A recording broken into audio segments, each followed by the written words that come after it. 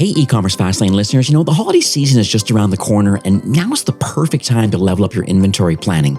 Now, you can join our 7-day inventory planning bootcamp and learn how to keep your stock optimized, your costs down, and your profits soaring, all just in 1 week. Now, each day you'll receive a quick, actionable email packed with expert tips and strategies to help you avoid stockouts, reduce excess inventory, and drive more sales. Now, it's designed to be simple and efficient. Now, each lesson takes less time than it is to finish your morning coffee. Now, during the bootcamp, you're going to gain valuable insights on assessing and analyzing your inventory performance, intelligent demand forecasting, strategies to reduce your excess stock, ordering inventory on a budget, evaluating technology solutions to inventory planning and management, and implementing a continuous improvement mindset. Now, are you ready to ensure that your store is stocked and prepared for the holidays? This bootcamp will equip you with the essential skills to set appropriate stock levels, to improve demand forecasting, and optimize your inventory management practices. You'll learn how to prevent cash from being tied up in excess stock while avoiding costly stockouts that can frustrate customers and impact your bottom line. Now, don't let the holiday rush catch you off guard. Take control of your inventory and set yourself up for success for a smooth and more profitable season. Now, this bootcamp is perfect for e-commerce entrepreneurs, especially those that are powered by Shopify who want to maximize their holiday sales potential while minimizing their inventory-related headaches. Now, you can sign up now at ecommercefastlane.com/inventory-planning, and you can start your journey to smarter inventory management today. Now, don't miss this opportunity to transform your inventory planning before the holiday rush.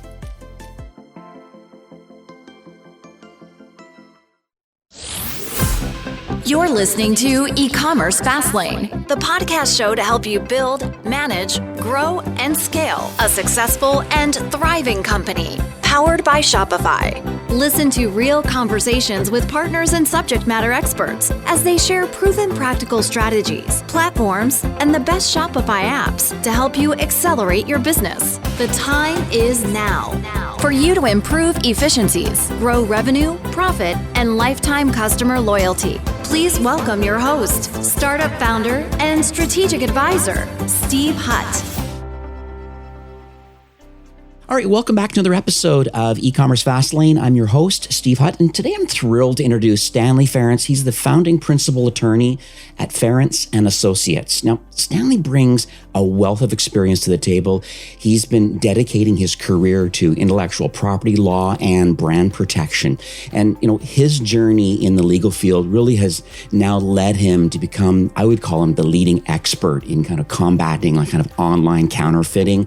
And there's a critical issues that are happening today with many e-commerce brands. I know he has a whole bunch of stories about different brands being knocked off with a product that clearly is owned by them, but do they have either a trademark or a copyright or a design or utility patent? It's so interesting what we're going to unpack today. One thing about their firm, they really do, as I said, they specialize in intellectual property protection. And when I talk about like a particular focus with helping e-commerce businesses, because you really do need to safeguard products with either a trademark, definitely in these digital marketplaces. There's a thing that you think of Amazon, there's just a lot of stuff going on in there where all of a sudden it's like, hey, that looks very similar to my product. And then what's the process to defend that? And I think that's one thing that's great about what Stanley and his team are able to do.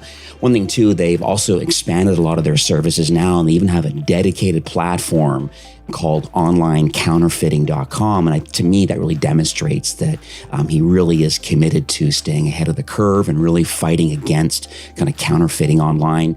I hope in today's episode that we're going to discuss a lot of very crucial topics in how do you protect your brand from counterfeiters, number one. And I'm hoping we're going to identify some of the threats that are out there and then how to effectively kind of protect, and I think it's a really complex legal structures out there. And I don't really know a lot of it myself. And I think if I don't know about it and I'm like knee deep into e-commerce, there's likely a lot of people listening today that just need some assistance. And that's what today's episode is all about, learning about what we can do to protect our intellectual property. So, hi, Stanley. Welcome to E-commerce Fastlane. Hey, Steve. Great to be here. Let's kick things off first, if you can share, I always like to ask this question about what drew you to specialize kind of in this online brand protection space? And then how do you believe that your experience over the years have shaped your approach kind of in combating this sort of malicious things that are happening to direct-to-consumer brands? I think I've got a bit of a unique background. I have been doing nothing but intellectual property law for over 35 years. And I started off my career up in New York City. And I'm old enough that I remember when, counterfeit products were sold in stores or on the side of the street. And when I was up in New York, I had the opportunity to go out with the U.S. Marshals on some counterfeit raids. And was also appointed a deputy U.S. Marshal to go and enforce and grab some stuff on my own. So I've got the background there, and I also have a technical background. I'm a patent attorney. My undergraduate degree is in electrical engineering. So with that, I understand sort of a lot of how the online stuff works. So I bring a good understanding to the issue here. As somebody told me last week, one of the things they like about working with us is they don't have to explain how the online platforms work. That's so true. And so we got into the online counterfeiting business when someone I had worked with before had been approached by a company that was having problems. They had lost 80% of their sales overnight. It's because the product, they were a small company, a one product company, and a significant portion of sales online, including through Amazon. And all of a sudden, one weekend, this identical product came out, and they had talked to a number of lawyers who told them there was nothing they could do about it. They just had to adapt to the new reality and take it on the chin. And given my background, they talked to a lawyer I knew who put them in touch with us, and we were able to clean up the marketplaces, get their business back, and they were so happy at the end that they sent myself and my colleague white Stetson hats. We're the good guys and wear the white hats. And from there, things have just taken off. With the pandemic, e-commerce has increased.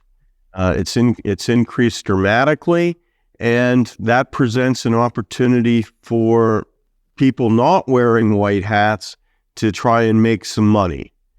And what we've learned, and what I hope your listeners take out of this, is if you have a problem, there is something you can do.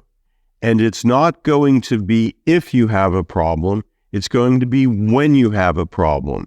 Because any product can be knocked off. Doesn't matter what it is. So you have to have some sort of game plan in place, and it's better if you have arrows in your quiver before you're knocked off, before you're counterfeited. But even if you don't, we can still help you. So this is what I understand a little bit, just because I was inside Shopify for 6.5 years and worked with a lot of brands, had my own startup too, but I was selling other people's branded products. I was in the optical space, so Seba and Cooper Vision and Bausch & Lomb and Johnson & Johnson kind of, when you're selling other people's that and you're licensed to sell those, that's a whole different kind of situation. But there's a lot of people listening that are private label.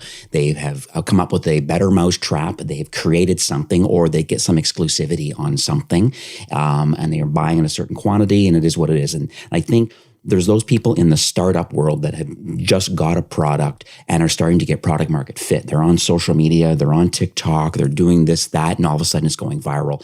And I think that's one part of the market, and the other part are people that already have product market fit and been in business for quite a few years. So I want to understand the lay of the land about like what protections and processes are in place for people that are, as you said, are in the startup mode, and like the earlier you kind of protect this particular product, the better. But then there's going to be some people that already have been in business for years. So I just want to understand the lay of the land of those two different types of people in our space right now. Well, if you're a startup, the issue is the online counterfeiting can literally wipe out your business. Your market disappears overnight. And it's not just, the online sales, because when people are knocking you off and undercutting your price online, it also makes it extremely difficult for you to get into brick and mortar stores.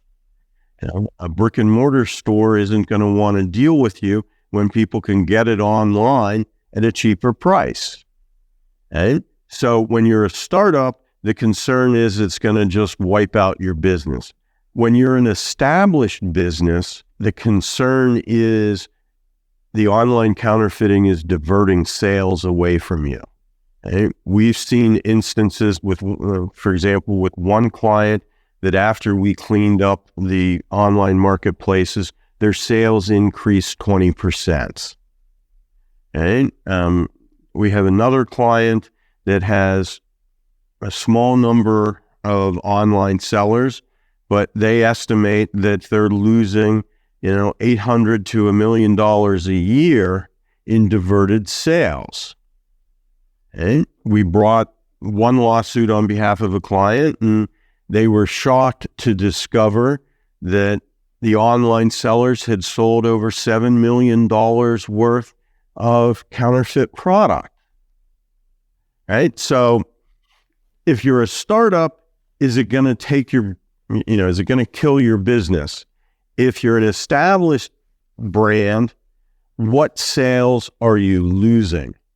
And what impact do those lost sales have on your bottom line? What's interesting, you imagine, and I'm sure this comes up, is that an established business and someone buys a knockoff product under the assumption that they believe it's product A, but it's actually a knockoff product B. And next thing you know, they're unhappy with the quality or the fit and finish or the longevity of it or other claims. Maybe it caught fire because electrical product, but it's not even made by them. Like, have you heard some horror stories around these sorts of practices? I have. One of our clients found out they had a counterfeit problem when they were contacted by somebody. This is a pet toy, and the customer was complaining that the pet toy was torn apart by their dog.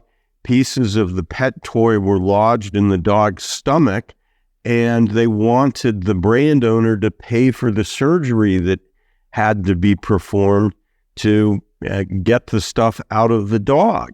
And it turned out it wasn't even their product. Right? So, there's some health and safety issues here.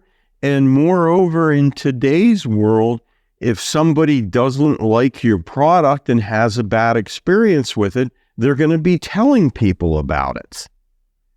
They'll be posting about it, and all of a sudden you're dealing with a PR issue on something that's not even your product. And so, yeah, it's not unusual for, companies to find out that they have a problem when they start to get complaints about it. Because most companies are not out there actively looking for counterfeits or knockoffs. Because you start a company because you want to sell product. You're focused on the sales. It never dawns on most founders that they need to enforce their intellectual property rights. For one client, that was the biggest surprise, that they had done everything right. They had gotten trademarks, they had gotten copyrights, they had gotten patents, and they were expecting sellers would respect what they had done. And they were thinking they could just complain to any platform and the platforms would help them out. So it was a total shock to them that all of the enforcement was up to them. They never anticipated that, but they made the decision to do the enforcement because if they didn't, they wouldn't have had a business left. So what about DMCA takedown notices? Because when I was at Shopify, I'll just give you a quick story and then I'd love to hear your feedback on this. I know Shopify has a copyright infringement notice tool available, and you can log in as a merchant and you can, and then start a legal process with DMCA takedown. But what's interesting is like I had one brand, well, actually two brands. One was doing framed art, for example, and they were working with artists, and they got the original digital copies and then were like print on demand framed art, and it was quite interesting business. And then another brand that I worked with too was more of a print on demand T-shirt kind of an apparel brand. Once again, they couldn't really trademark or have any design kind of patents on anything because a lot of it was either slogans that were popular but not really owned by anybody. And so they also got really irritated because they felt that, hey, we have the biggest social presence out there. We're clearly the market leader. And this typeface and typography and design of some of these one, like Who's Your Daddy or, Mama Bear and like all these different things they had on these T-shirts that they can't really own that slogan, but they were kind of first to market. And so I just want your mindset is DMCA, is it a good thing? And can it help people where you're clearly working with artists and your exclusivity of those, but then other shops just start either have digitally copied it themselves and then are printing it, and you can't really tell the difference because it is print on demand. And then there's these people of like these T-shirt brands where they don't really own any of the slogans or designs that are, I guess, common or that are emerging in the market. Well, the DMCA does provide for the takedown requests under the Copyright Act. It's only for copyrights. It's not for trademarks. It's not for patents. And, Okay. It also creates a little bit of a whack-a-mole issue. That's true. When are you done? Never. It's nonstop. Right. And it's because there's no ouch there. A seller's listing is taken down and the seller puts another listing up and waits for you to complain again. And if you don't complain, the listing stays up. Right? So it becomes a whack-a-mole and sort of a treadmill. We've had clients that start off doing the takedown requests on their own. And then it starts sucking up more and more time. And all of a sudden they discover that they've got a full-time person doing nothing but submitting takedown requests. And then you say, okay, maybe there's a vendor we can use to submit the takedown request for us, but you're increasing your expenses and you're really not doing anything about the whack-a-mole issue. So we've got an interesting approach where we go into federal court here in the United States and we get a court order directing the marketplaces to take down the listings and also to freeze the assets of the sellers. So what happens there is there's an ouch. All of a sudden the sellers don't have access to their money. And for better or worse, there are enough products out there that once word gets around that have an enforcement program going, the sellers move on to other products and your problem decreases. It may never actually go to zero, but it's a significant decrease.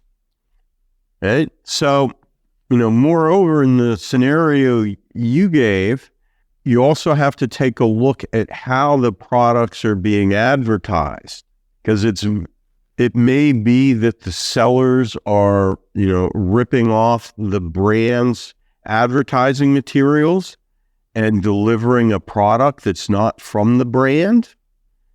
And, it's very frustrating when a founder is complaining that these knockoff products are featuring advertising with his family in them. The hands holding the product are his hands. That's his wedding ring. Okay. Does this sound familiar? Yeah. Yep. Okay. So even with a shirt and a slogan, you may be able to have a copyright on the design of the slogan if it's stylized. Even if it isn't, you do have some rights with respect to the advertising. People just can't rip off your advertising. I find interesting too, though, if you think about it, just having the legal protection of you and then being able to be sent out to sellers.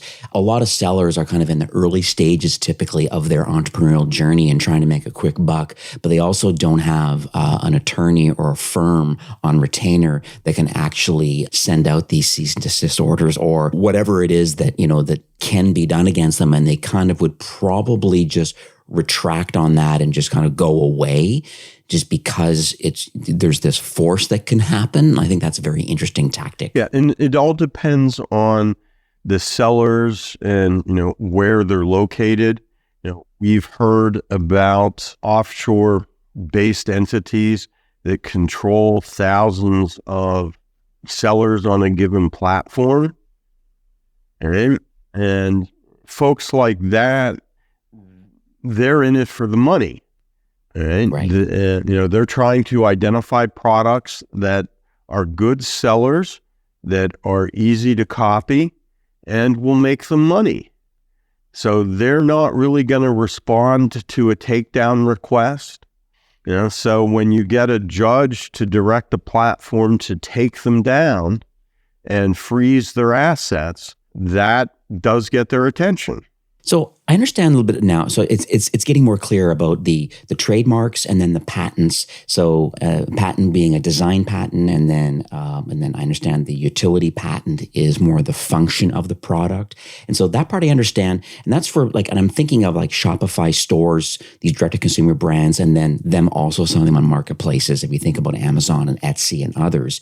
What about social selling? Because there's this growing trend now where there's not even a direct-to-consumer store, that literally influencers are either finding a product or knocking it off themselves and flogging it to their followers online and, through TikTok and other places. And so do you specialize in that too? And kind of what's your take on social selling and social kind of intellectual property rights being inflicted upon other brands, just selling it out there and you don't even know about it? A lot of sellers will use social media to post an advertisement that will then link to some website where you can purchase the product. Right? And we take those websites down. And we also work to get the advertising down. So, when we say we go into federal court here in the United States, it's not just for stores that are on existing online platforms. It may be, Shopify stores that are set up with their own domain name, and social media people are the advertising is directing purchasers to those stores. It may be websites that use very similar domain names to the authentic domain name. Now, you mentioned, patents, trademarks, copyrights, etc. One of the things your listeners should know is a patent, protects the functional features of a product, but there's a time limit for getting a patent. And if you don't get a patent, you're never going to get a patent. And the reason for that is most countries, not including the United States, require a patent to have absolute novelty. That means a product that is covered, that incorporates the invention, cannot be publicly available or sold before the patent application is filed. The United States gives you a 1-year grace period. Okay? So you don't get your patent application on file within the appropriate time period, you're never going to get a patent. And that's different from trademarks and copyrights. And you can later on file for a copyright registration. You can also later on file for a trademark registration. So if you are interested in getting a patent on a product or on an invention, it's something that you need to act on early on.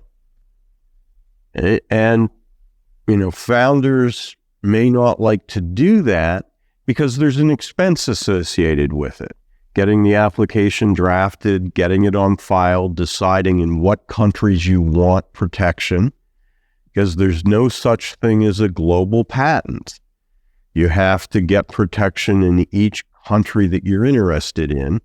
So it can be expensive, but it's, if you don't do it, you're never going to do it. Right? And that's not the case for trademarks and for copyrights. But on the trademark side, certain platforms will give you advantages if you have a pending application or an issued trademark. But it takes a little bit of time to get trademark registrations now in the United States. It used to be you could get a registration within a year, and it would take about 6 months to get your first office action. Because trademark office has been inundated with foreign originated applications, for applications where the applicants are outside the United States, it's now taking about a year to get your first response from the trademark office. And so if you wake up one morning and say you want a trademark, it's not going to happen. So you want to plan ahead a little bit. And we've also started to see counterfeiters sort of be somewhat aggressive on claiming their own IP rights. Right? For example, have a client who had not filed for a trademark registration, and they decided that it might not be a bad idea, and they discovered that somebody else, a Chinese-based entity, had filed for the application and was using that with the platform, an online marketplace, to keep others out. We also had a situation where someone had filed a design patent on our client's product, had not told the patent office about the existence of our client's product, so it's all fraud, right? And got the design patent issued, and then was using the design patent on the online marketplaces to take our client's products down. Right? And at first glance, it looks okay because you've got this government document.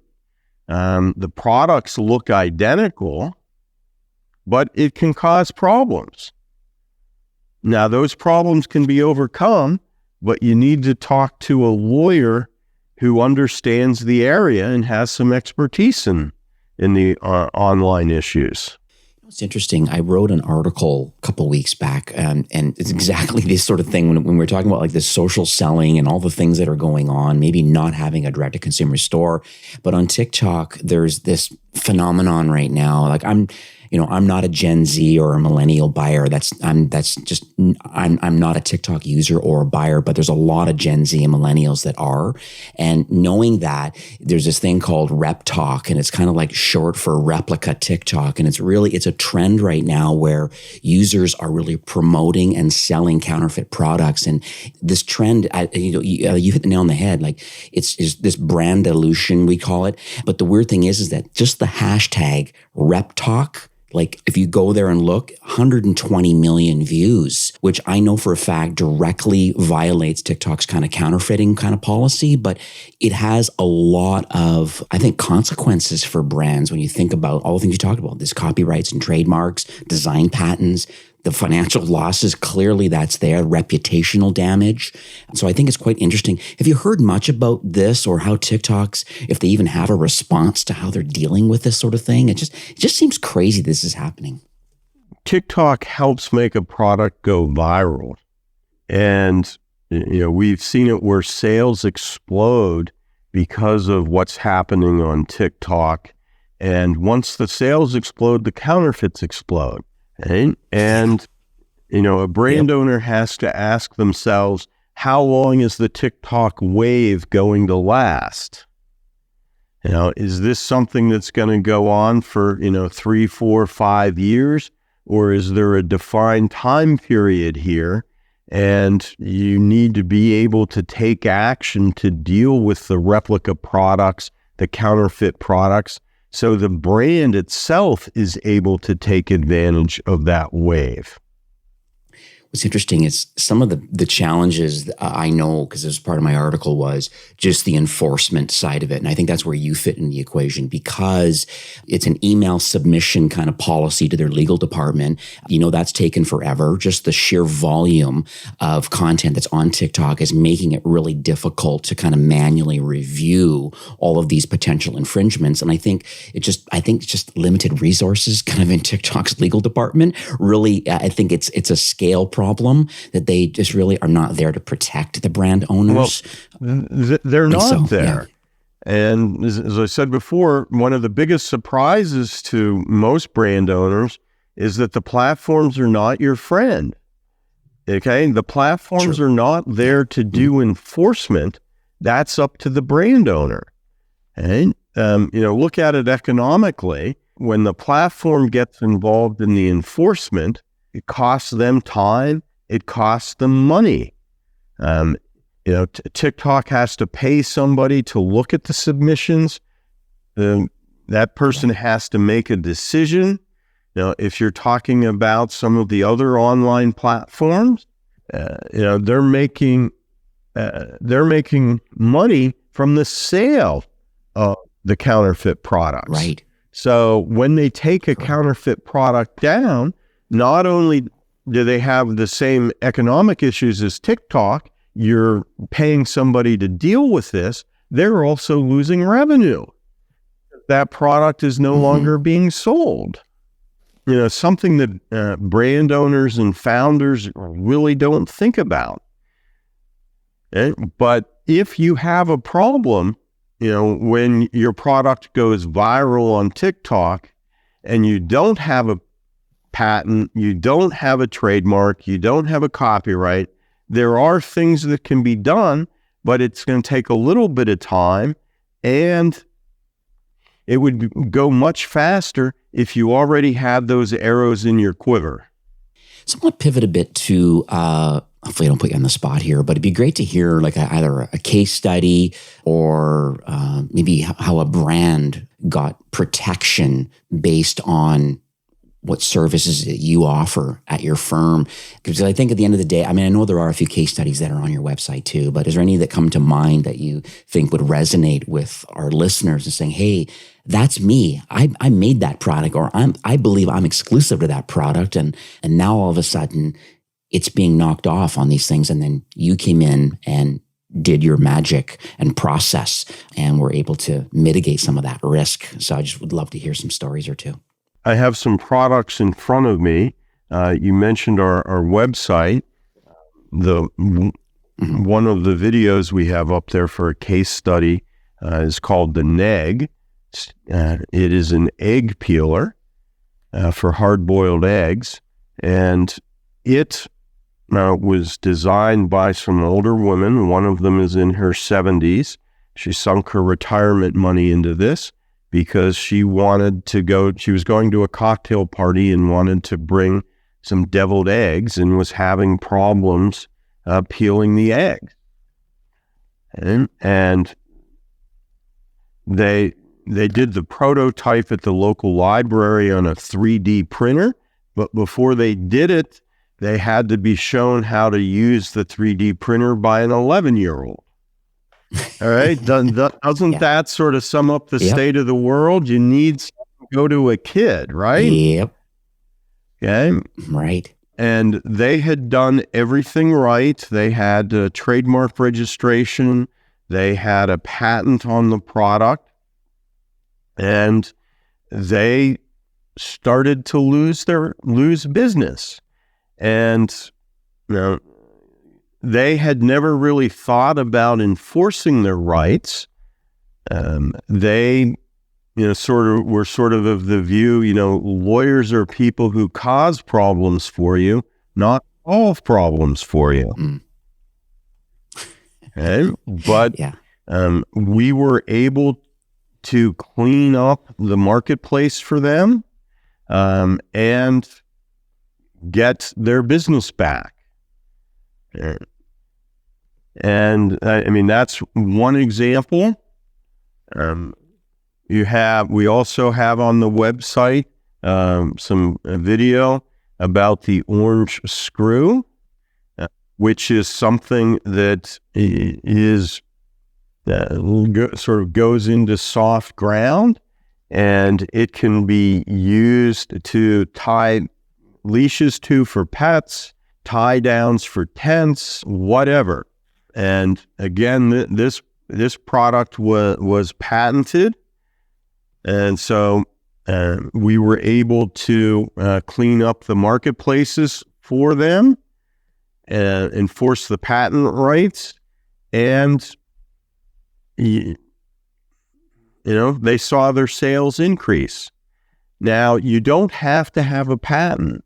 We've also had situations where the pictures of the original product were being used in the advertising, but something other than the original product was being delivered.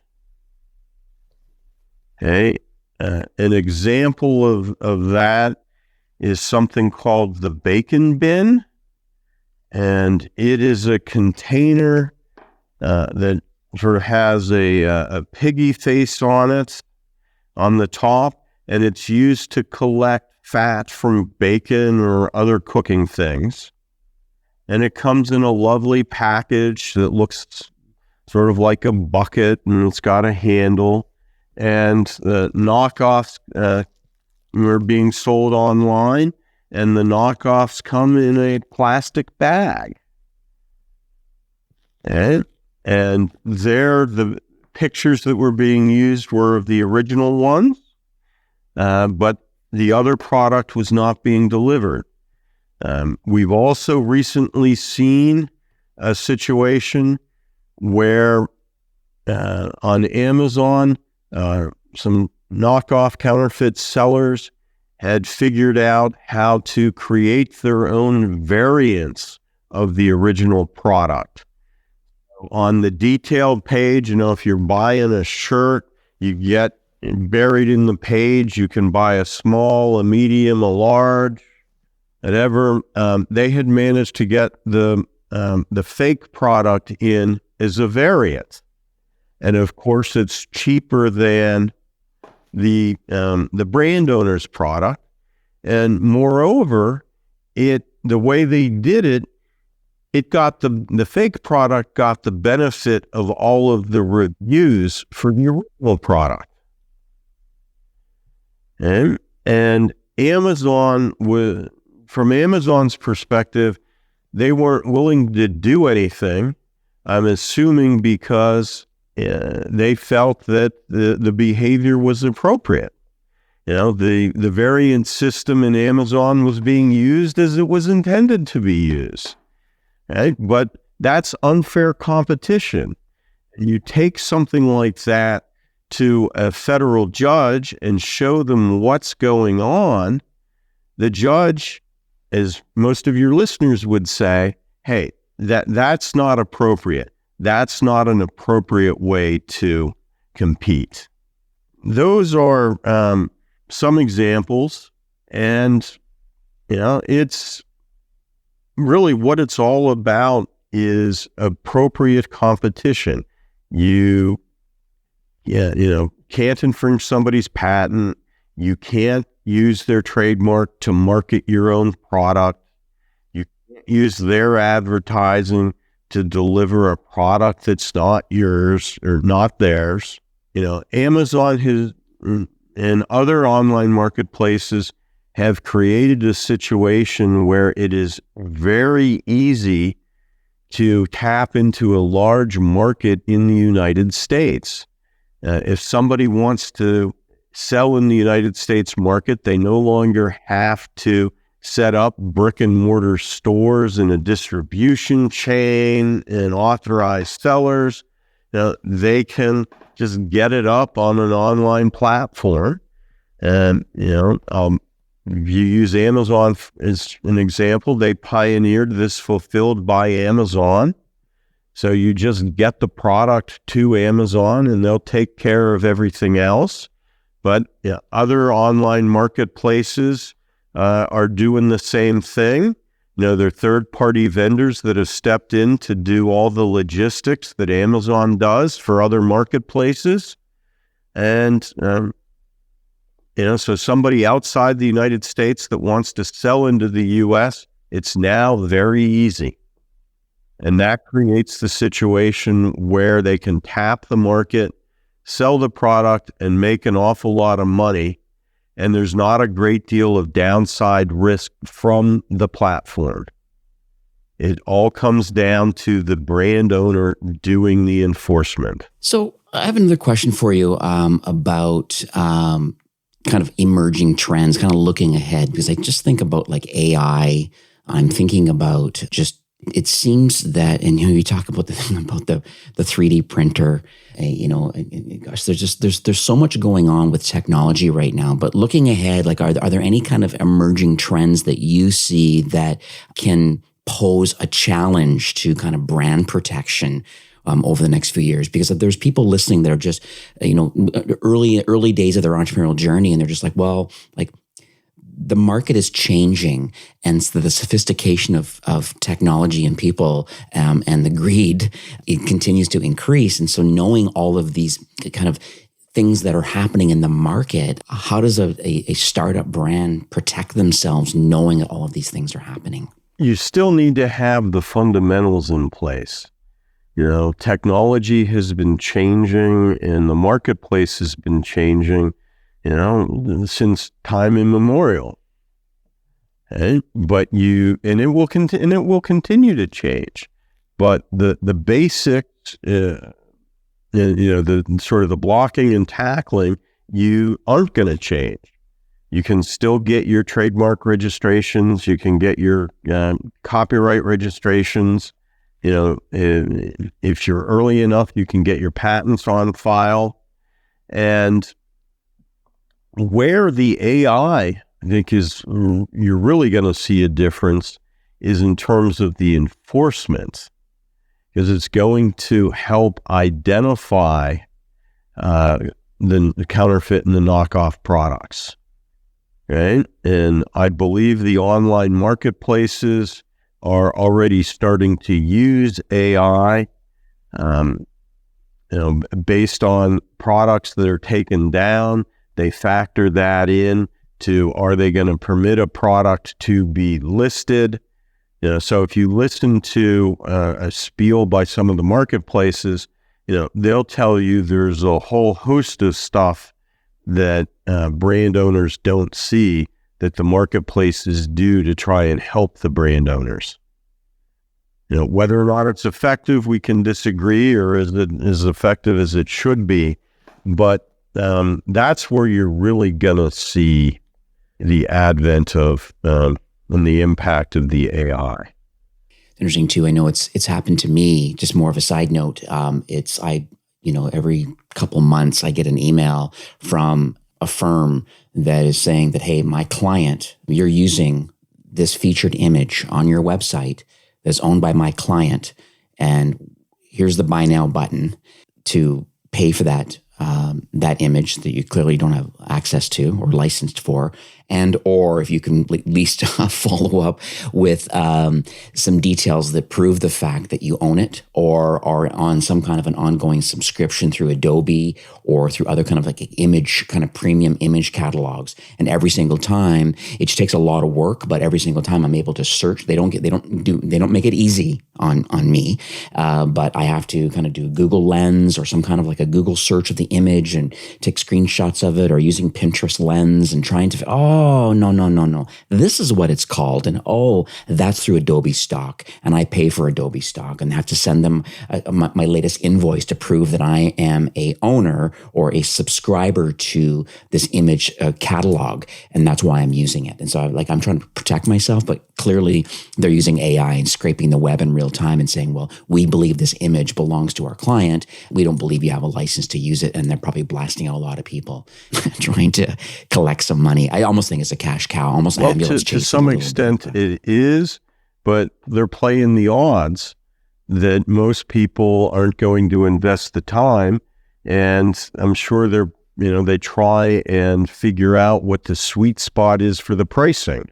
Hey, it's not worth my time to do anything else, but click pay. Yes. Yeah, so true. So I've really enjoyed this conversation. I mean, I always joke on the show, but it's like how many pages I write. You can't see, the camera's off right now, but I'm on page 2 of notes. And that means that I have learned a lot today. I've been in commerce 20 years and 6.5 at Shopify, my own startup and all the different things. But I never really had to deal with, other than my own merchants that I used to manage with DMCA and all the struggles that they had to go through to protect their intellectual property. I was more of a silent observer and trying to direct traffic a bit about where to go next. But I've learned a lot, and I know that my listeners are going to get a lot out of this episode today. That, my one big takeaway is that now is the best time. It's either if you're in the early stage of your journey in your private label product, or even if you already have product market fit and it's going viral, there's still protections and processes in place. I know your firm can help. We'll give some links in a few minutes, but that's my big takeaway. There is help available, and that's where you kind of fit in. Very this mix. True. We can help folks who are just starting their journey, getting the foundation in place with their intellectual property. We can also help people who have problems, and we want to solve their problems. And one of our biggest challenges is people don't realize there's something they can do when they have a problem, particularly with the online sellers, because most lawyers who are not experienced in this space tell people there's nothing they can do. Have to take it on the chin. Right. And that's not right. So I know we chatted kind of in the green room before recording, and understand that you have a white paper that you want to give to my listeners. And I can have a link in the show notes. But maybe you can tell some details about what the next steps are, you believe, for those that are listening today. You can either reach out to me by email. My email address is sdference@ferencelaw.com, and Ference is FERENCE. You can also go to our website. We have our firm website, which is ferencelaw.com.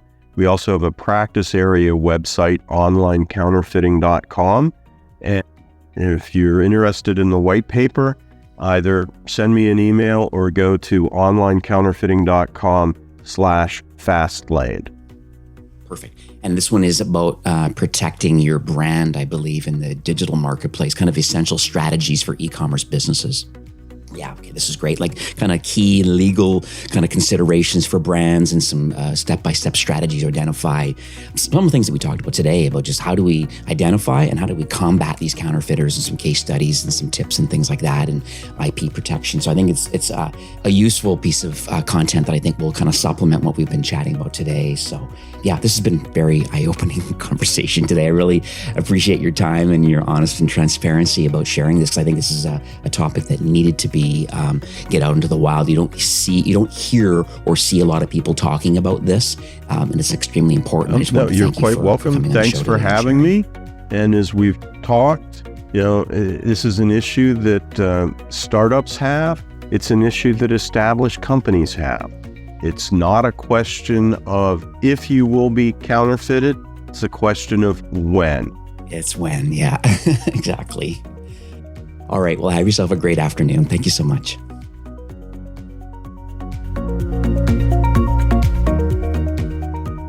Well, that's it for today's episode. I'd like to thank you personally for being a loyal listener of E-commerce Fastlane. It's my hope that this podcast is offering you a ton of value through growth strategies, tactics, and exclusive insider tips on the best Shopify apps and marketing platforms, all with my personal goal to help you build, manage, grow, and scale a successful and thriving company powered by Shopify. Thanks for investing some time today and listening to the show. I'm so proud and excited that you have a growth mindset and are a constant learner. I truly appreciate you and your entrepreneurial journey. Enjoy the rest of the week and keep thriving with Shopify.